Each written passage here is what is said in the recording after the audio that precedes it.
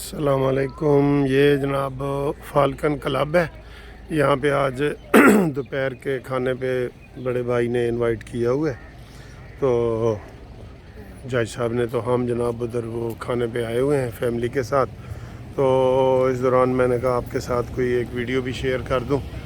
तो ये इधर लिबर्टी मार्केट के पास या फिरदौस मार्केट के पास ये वाला क्लब है, ठीक है ना जी। अच्छा जी, क्लब में तो जो खाना वाना है वो तो ठीक है, लेकिन हम इस वक्त सियासी बात कर रहे हैं जी। क्लब से यकदम निकल के हम जा रहे हैं कब्रिस्तान। यार खुदा की कसम, इन लोगों में ना ज़रा सेंस नहीं है। सेंस होती है ना, एक कॉमन सेंस होती है। वो कहते हैं जी, बड़े अफसोस की बात है, कॉमन सेंस ही कॉमन नहीं है। एक कब्रिस्तान में वज़ीर आला साहब गए हैं अपने किसी रिश्तेदार की, अब वो अशरफ मार्थ की बात कर रहे हैं, वो कब का मरा हुआ है या शहीद हुआ है या फौत हुआ है, जो कहे मैं, क्योंकि उसकी डिटेल नहीं पती। वो इनका रिश्तेदार है, ये परवेज़ इलाही वगैरह का और इन सब लोगों का रिश्तेदार है। तो उसके ऊपर गया है, तो वहाँ पे कब्रिस्तान के अंदर रेड कारपेट बिछाया गया है। आप अंदाज़ा करें, ये कहीं भी दुनिया में ऐसे नहीं होगा। तो उनको चलते हुए तकलीफ़ होती है। वैसे तो हम वज़ीर आला के मदाह हैं कि ये जो निगरान वज़ीर आज़म है, मैं तो सारी उम्र ये कहता रहा हूँ कि निगरान होने ही नहीं होने चाहिए निगरान। लेकिन चलें जी, ये निगरान बड़े काम कर रहा है, लेकिन इससे इतनी बड़ी गलती हो गई है। इसको चाहिए कि ये कौम से माफ़ी मांगे। जिसने भी आगे इंतज़ामिया ने कारपेट बिछाने होते हैं ना, उसने तो नहीं कहा होगा कि मेरे लिए कारपेट बिछाएँ, लेकिन वो एक सोशल मीडिया पे बड़ी वो चीज़ वायरल हो गई और सब लोग कह रहे हैं कि देखें जी, कब्रिस्तान के अंदर रेड कारपेट बिछाया गया है और ये गलत है। बिल्कुल हम भी कह रहे हैं गलत है।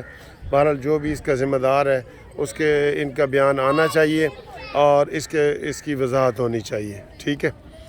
तो इसको हम ज़्यादा बात को लंबा भी नहीं करना चाह रहे, लेकिन हम इसकी मजम्मत कर रहे हैं कि कब्रिस्तान के अंदर एक शख्स के लिए रेड कारपेट बिछाया गया। ज़ाहिर है फिर वो तौहीन भी उसमें आ जाती है, कब्रिस्तान की तौहीन भी आ जाती है, उसमें सारा प्रोटोकॉल और ये वो ड्रामेबाजी सारी आ जाती है ना। अब आएँ जी, मौलाना फजल रहमान साहब के हवाले से बड़ी ख़बरें चल रही हैं कि वो किधर गज़ा पहुंच गए हैं। मैंने आपको सुबह ये एक वीडियो बनाई थी। मैंने कहा जी, गज़ा तो वो नहीं जा सकते, फ़लस्तीन नहीं जा सकते, इसराइल नहीं जा सकते, क्योंकि इसराइल का तो वीज़े का मसला होता है। हाँ, अलबत्ता ये एक ख़बर मिली है कि वो गज़ा के करीबी जो मुल्क है, वैसे तो कोई लोग कतर कह रहे हैं, कतर हो या लबनान हो या मिस्र हो या शाम हो, ये सारे के सारे जो है रास्ते जो हैं ये उसके करीब हैं।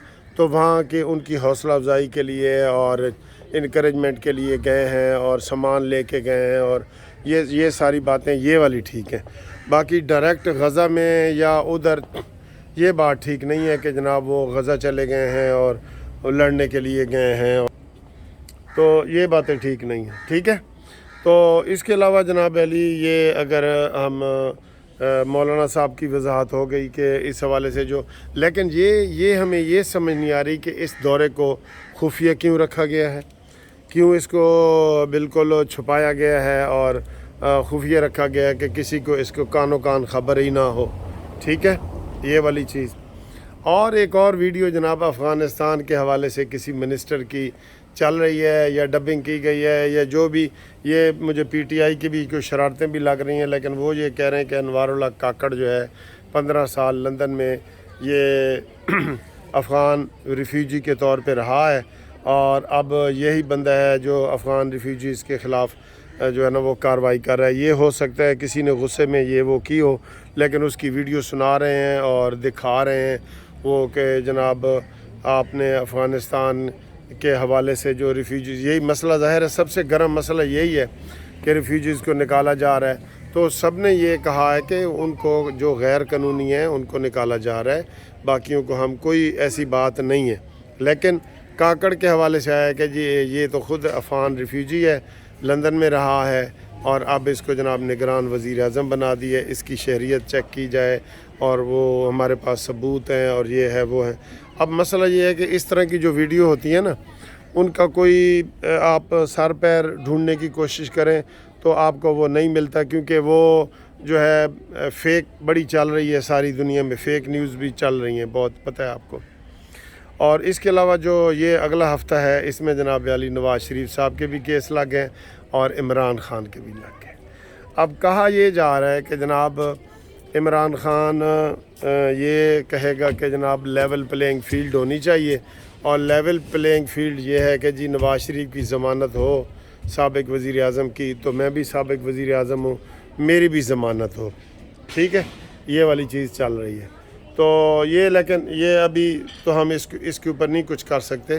ہاں میں یہ کہہ رہا ہوں، نون لیگ کو بار بار کہہ رہا ہوں کہ آپ دفاعی پوزیشن میں آ گئے ہیں ان کے پروپیگنڈا کی وجہ سے، اور آپ کہہ رہے ہیں جی عمران خان کو جو ہے نا وہ دیا جا رہا ہے، پروٹوکول دیا جا رہا ہے اور لیول پلینگ فیلڈ دی جا رہی ہے، تو یہ غلط ہے۔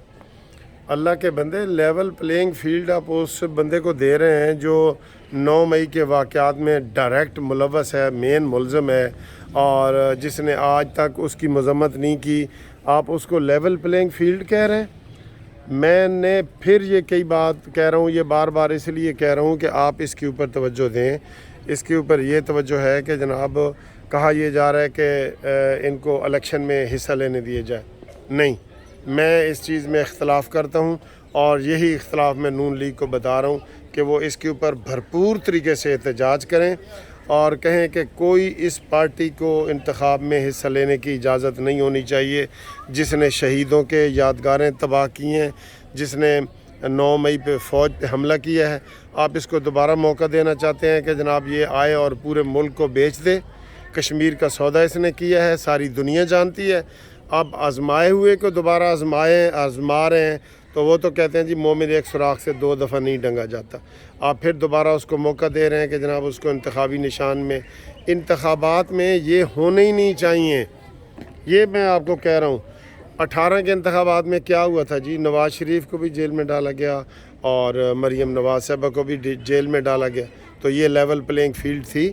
لیکن میں حیران ہوں کہ نون لیگ والے یہ اس مسئلے میں دفاعی پوزیشن پہ آ گئے ہیں۔ دفاعی یعنی دفاع کریں، ہاں جی دے دیں، ہمیں کوئی اعتراض نہیں، دے دیں، ہمیں کوئی اعتراض نہیں۔ پہلے نواز شریف نے ہی اپنے خلاف جو پاناما والا کیس تھا نا، عمران نے مطالبہ کیا تھا کہ جناب سپریم کورٹ کا جج ہونا چاہیے، انکوائری ہونی چاہیے، تو فوراً ہی جناب نواز شریف صاحب مان گئے۔ یہ غلطیاں ہیں، اب دوبارہ ایسی غلطیاں مت دہرائیں، آپ مت دہرائیں۔ یہ مین اس ویڈیو کا مین مقصد، میں نے 2-3 باتیں تو اور کی ہیں، آپ کو بتائی ہیں، قبرستان والی بھی، کاکڑ والی، لیکن یہ ہے کہ 9 مئی کے حملے کے جو پوری پارٹی یہ ملوث ہے، ایک بندہ نہیں ملوث۔ دیکھیں جی، ایک بندہ ملوث تب ہوتا کہ آپ صرف ادھر حملہ ہوتا کور کمانڈر ہاؤس پہ، یہ حملہ کور کمانڈر ہاؤس پہ ہوا ہے، یہ جی ایچ کی راولپنڈی پہ ہوا ہے، یہ حملہ میاں والی بیس پہ ہوا ہے، سارا ہوا ہے نا۔ تو یہ ثابت ہو گیا کہ ان کی پوری پلاننگ تھی۔